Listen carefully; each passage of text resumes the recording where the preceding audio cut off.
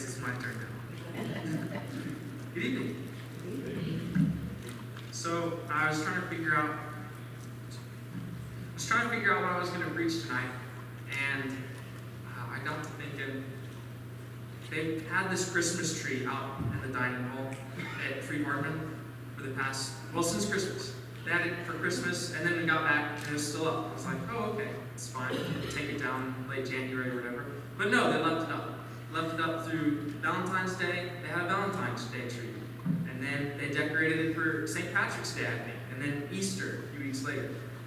And when they were decorating for Easter, I got to thinking, there's not many holidays that come right after Easter. Like, what are they going to do next? They want to, leave the tree up, right? And I thought, tax day. Everyone's favorite holiday. They can decorate the tree with, tax documents and tax returns and all those things. So I mentioned it to the lady that was decorating it, and I don't think she liked that idea. She was not impressed. So I got to thinking about what to preach, and I was thinking, I've heard Christmas sermons, and I've heard Easter sermons. Easter's over, but I haven't heard a tax day sermon. So we're going to try to do that.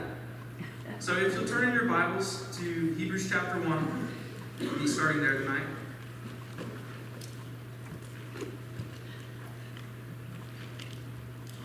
I love receiving mail. I remember growing up, I would love to go out and check the mailbox and look to see if anyone had sent me something. Maybe it would be a birthday card from my grandma, and if I was lucky to have a little bit of money in it. Or maybe it would be a package from my dad in the mail, and that was fun too, because I got to watch him open it and find out what it was. But what I didn't like was when there was junk mail in the mailbox. Might be a magazine, or some election ballot thing, or some tax documents. I had no idea what those were. I'd just throw those away. Hope my dad didn't eat them, Well, sometimes it seems like we treat God's message like the mail we get in the mailbox. Sometimes we treat it like those things we want to have, like those cards from our grandmas. But sometimes we do treat it like those tax documents, like bad news that we have to work through and we have to figure out, and we have to sit down. And we might treat it like a waste of time sometimes. Why is this? Why do we do this? Yeah, we go to church. We try to look like good Christians. We listen to Christian music. We might say some stuff in Bible class to look like we know some stuff. But we really only go to Him in prayer or to His Word when we feel like we need something from Him. When we're in a tough spot and we can't go anywhere else. I know I've certainly been guilty of this. Hebrews was written to a group of Christians. We're not sure where, but we know that they were Jews who converted to Christianity, and they've been suffering persecution under the Romans. And they were really struggling to find God's message important enough. They've been Jews all their life, and they were used to having a message from God. So they were like, what's the difference?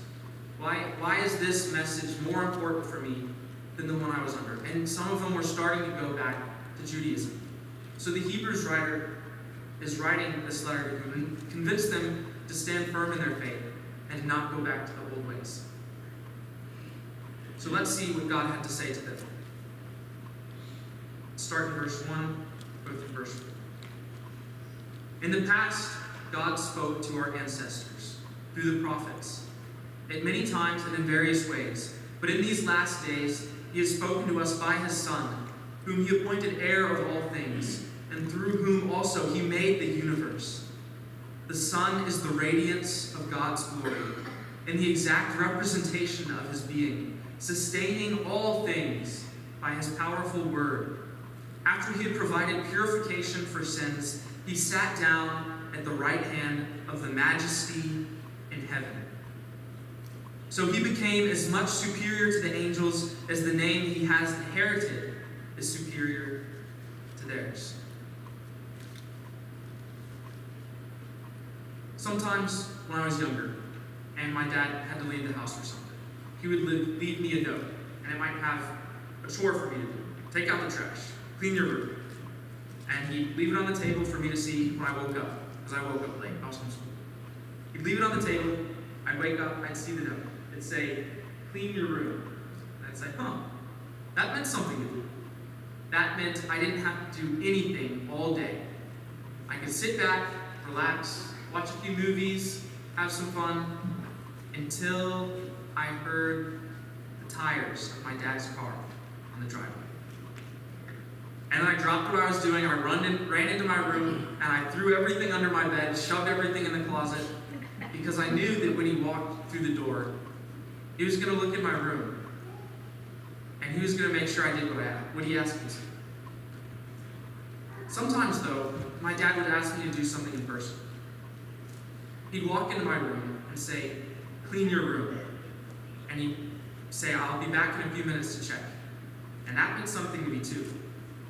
That meant drop what you're doing, get to work now, because you're going to be in big trouble if you don't do it right. So I'd clean it up really fast, because he'd come back in a few minutes, and I'd have done it, and he'd check things, and I'd have gotten it done. What's the difference between these two scenarios? We've got one where he leaves a note, and one where he tells me in person. And I act differently because of those. Does the way we receive the message, does the messenger affect how we respond to that message? I think it does. These verses we see in Hebrews act as God's introduction to who Christ is. He says, this is how your message was delivered to you. This is who your messenger is. He says, in these last days, he has spoken to us by his Son. Who's God's Son? Jesus, right? We see that Jesus is our messenger. That's important. That's not some note your dad left you. That's God coming in person and saying, hey, look, you need to do this. That requires a different response from us, or it should.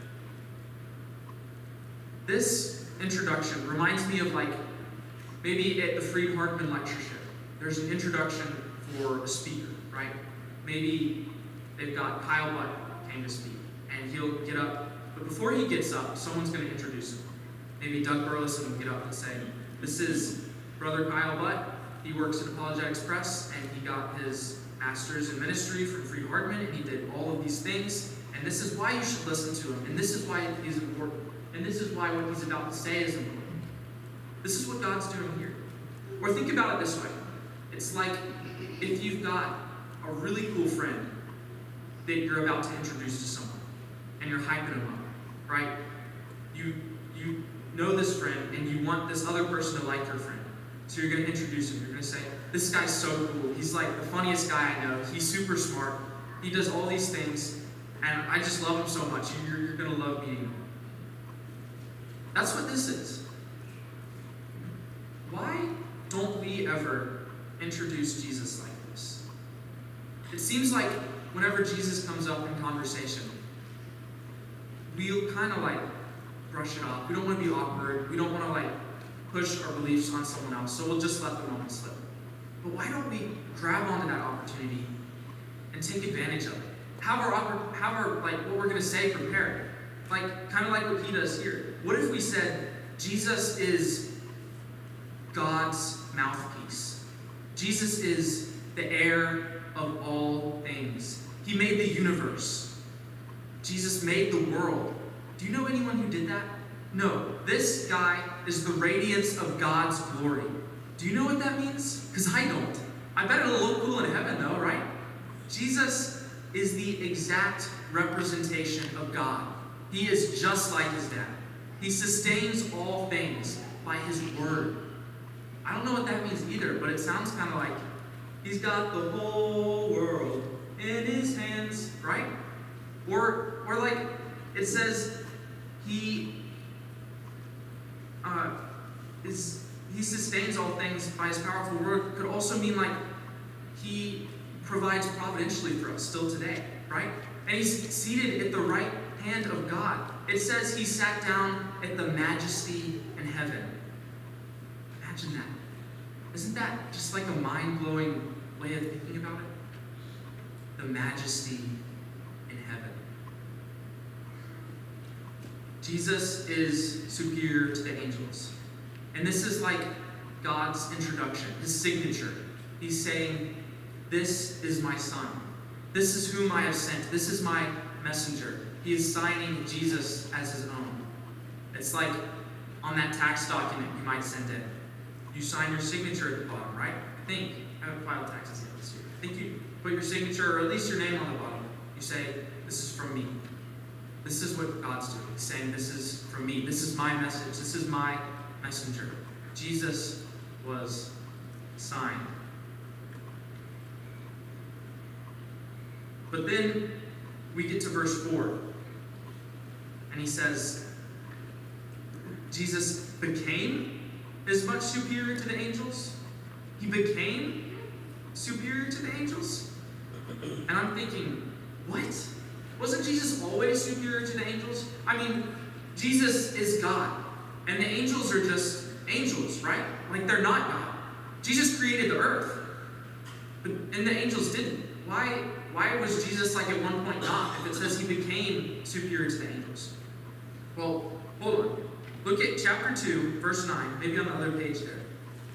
He says, but we do see Jesus, who was made lower than the angels for a little while, now crowned with glory and honor because he suffered death, so that by the grace of God he might taste death for everyone. So was Jesus superior to the angels in the beginning? Yes. Was Jesus superior to the angels before he came down to earth? Yes.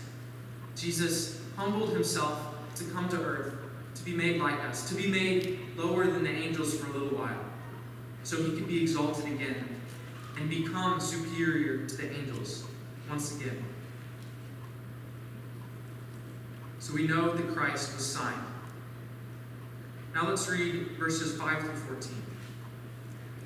For to which of the angels did God ever say, you are my son, today I have become your father?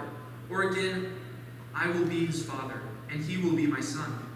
And again, when God brings his firstborn into the world, he says, let all God's angels worship him. And speaking of the angels, he says, he makes his angels spirits, and his servants flames of fire. But about the Son, he says, your throne, O God, will last forever and ever. A scepter of justice will be the scepter of your kingdom. You have loved righteousness and hated wickedness. Therefore God, your God, has set you above your companions by anointing you with the oil of joy. He also says, in the beginning, Lord, you laid the foundations of the earth, and the heavens are the work of your hands. They will perish, but you will remain. They will all wear out like a garment. You will roll them up like a robe. Like a garment, they will be changed. But you remain the same, and your years will never end. To which of the angels did God ever say, sit at my right hand until I make your enemies a footstool for your feet? Are not all angels ministering spirits sent to serve those who will inherit salvation? Christ is superior to the angels. And this is the Hebrews writer way of showing that. This is his proof that Jesus is superior to the angels. He says, okay, God signed off on this. This is my son. Well, now, what does that mean? This is the proof. This is what that looks like, right? It's like if you were to get a letter in the mail. You open it up, and it says, from the IRS on it. And you look at the envelope, and it's pink. It looks like there might have been a birthday card in it at one point. There's like some child scribbled the address on it. And then on the back, it's been like sealed with like a smiley face sticker. And it says from the IRS on it. And it's like asking for tax money. What are you going to think? Are you going to think, oh, it's the IRS, I better file my taxes or they're going to get me? No, you're going to think, that's my neighbor down the road who who's trying to steal my tax money again. I'm not going to fill this out. But what if you got that same letter and it had the envelope with official lettering and it had the address of the IRS, Washington, D.C., and it looked all official, and it had the seal of the U.S. government on the back? You'd take that a lot more seriously, wouldn't you? You might want to listen to it because the punishment will be met if you do not fulfill your duty as a citizen. In the same way, we know that Christ is sealed with the sonship of God. We know that Christ is sealed with God's special seal, not the smiley face sticker. He is sealed with that special mark. And these are the marks that we see in these passages. Look here. It says, Christ is sealed with the sonship of God. Verse 5. I will be his father and he will be my son. Verse 6. Sealed with the deity of God. Let all the angels worship him. The angels don't get worship, but they do worship Christ. They are God's servants, spirits created to serve, but they're not deserving of worship. Who would honor the servant when the master is so much greater? No one. Of course the master is more deserving of honor and praise. We know that Christ is sealed with the throne of God because of the angels' subjection under him. Christ is enthroned forever. It says he rules with a scepter of justice. God gave him this position over the angels. He is anointed with the oil of joy. I like that. It says Christ, the anointed one, is anointed with the anointing oils. Yeah, that's pretty cool, right? It's just like, wow. There's so much poetry in here. I wish I had time to talk about all of it. We know that Christ is sealed with the eternality of God because of the creation's relationship with him. Christ created the creation, this world we're in, right? But he says at the end of time, he will roll them up like a robe. Like a garment, they will be changed. But he will remain the same, and his years will never end. Christ will be the one to roll them up. Christ is eternal. Creation is not. Christ is eternal. Doesn't say the angels are. Christ is the real deal. He's been sealed by God. Why? Well, Hebrews says it's because of the angels. The angels haven't been sealed, and because of this, they are inferior. Jesus is just better. Jesus has been signed. Jesus has been sealed. This message has authority because its messenger has authority. It looks official, like that envelope from the government, and we cannot ignore it. Jesus has been sealed by God, and we would be foolish to ignore his message. Okay, so we know that this message of God is from God and important to God. We know it has his full authority. Now read with me the next few verses.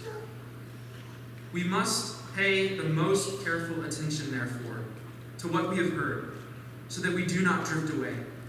For since the message spoken through angels was binding, and every violation and disobedience received its just punishment, how shall we escape if we ignore so great a salvation? This salvation, which was first announced by the Lord, was confirmed to us by those who heard him. God also testified to it by signs, wonders, and various miracles, and by gifts of the Holy Spirit distributed according to his will. The message delivered by the angels was binding. That old covenant, that old law the Jews were under, that was binding. If you didn't obey it, there were punishments. It says, every violation and disobedience received its just punishment. But the message that was delivered by God is greater. Not only is it from God, but it was delivered by him in person. Imagine now that you open that letter from the IRS, from the government. Not the one from your neighbor with the smiley face sticker, the one that's been sealed. And it was a request for you to send in your tax information. The letter said that the president had noticed when you paid for your neighbor's taxes last year. And he felt generous. So because of that, he was going to give you full tax exemption for the year. All you had to do was send in your tax information. Is that something you want to take advantage of? I don't want to pay taxes. I would do it. That's good news, right? Now what if the next day you get a knock on your door? You go to the door, open it up, and the President of the United States is standing there. And he says, "Hi, did you receive an envelope the other day from the IRS?" You say, "Oh, yes." He says, "Forget about it." He said, "What? Why? I wanted that tax exemption." He says, "I've got something better for you. You are going to give me your tax information, and I'm going to set you free for the next 10 years. No more taxes. You'll be scot-free. All you have to do is sign it." You say, "Okay, I'll do it," right? I mean, you wouldn't turn that down. Which would you be more likely to turn down?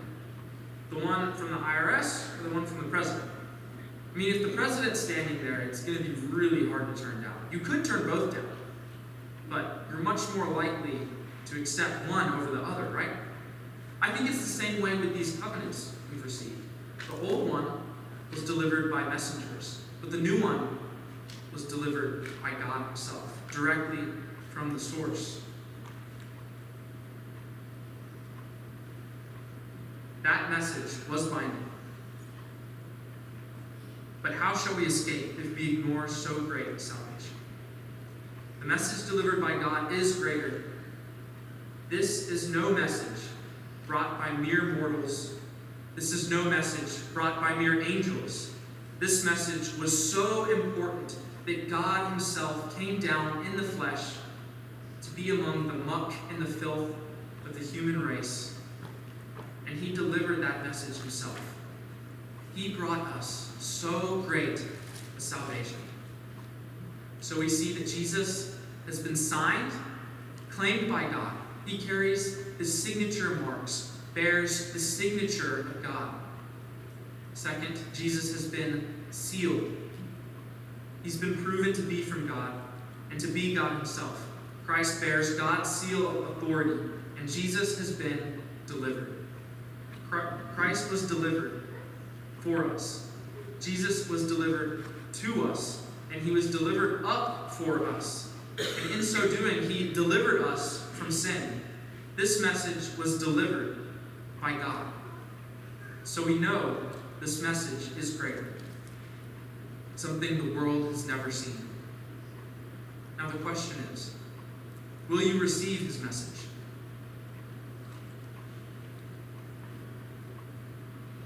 If God takes it this seriously, serious enough to go through all of this, to get this message to us, it seems like something we ought to pay attention to, right? I see in chapter 2, verse 1. We must pay the most careful attention, therefore, to what we have heard, so that we do not drift away. He says, do not drift away from the new covenant to the old covenant.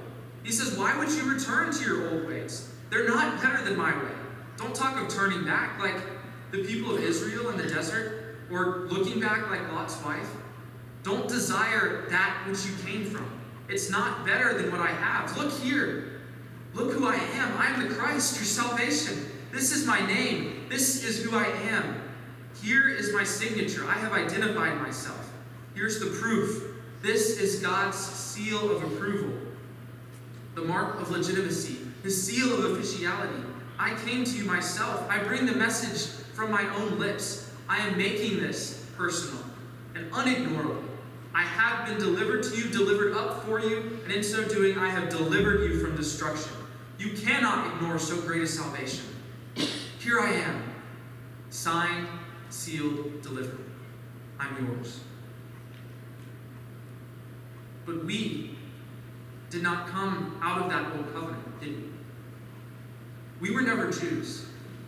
At least, I think most of us probably weren't Jews.